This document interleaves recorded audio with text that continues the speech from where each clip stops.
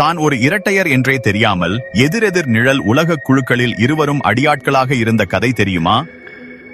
1962 பாஸ்டனில் Anthony மற்றும் Michael கிரெகோ பிறப்பிலே பிரிக்கப்பட்டு வெவ்வேறு குடும்பங்களில் வளர்ந்தனர். பக்கத்து ஊர்களில் வளர்ந்தும் ஒருவரை ஒருவர் அறிந்திருக்கவில்லை. இருவரும் எதிரெதிர் கும்பல்களின் அடியாட்களாக மாறினர். அந்தோனி ஐரிஷ் கும்பலுக்கும் மைக்கேல் இத்தாலிய மாஃபியாவுக்கும் வேலை செய்தனர். 1934 நடந்த ஒரு மோதலில் அவர்கள் சந்தித்தனர். நேருக்கு நேர் பார்த்ததும் இருவரும் அப்படியே உறைந்து போயினர். அது கண்ணாடியை பார்ப்பது போலவே இருந்தது. அதே தழும்புகள், அதே வெறித்தனமான கண்கள், ஊருக்குள் அதே பயங்கரமான பெயர். தங்கள் ஒரே மாதிரியான தோற்றத்தை ஒரு சிறந்த ஆயுதமாக பயன்படுத்தி சாட்சிகளை குழப்பி தாக்குதல்களின் போது ஆள்மாறாட்டம் செய்து தப்பிக்கலாம் என அவர்கள் விரைவில் உணர்ந்தனர்.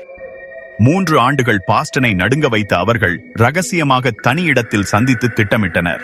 ஆனால் 1927 ஒருவரையொருவர் கொல்ல உத்தரவு வந்தது. கொல்ல வேண்டிய இரவில் இருவரும் தாங்கள் இறந்துவிட்டதாக நாடகமாடி தப்பித்தனர். இரத்த உறவால் இணைந்த அந்நியர்கள் குடும்பமே முக்கியம் என தேர்ந்தெடுத்தனர்.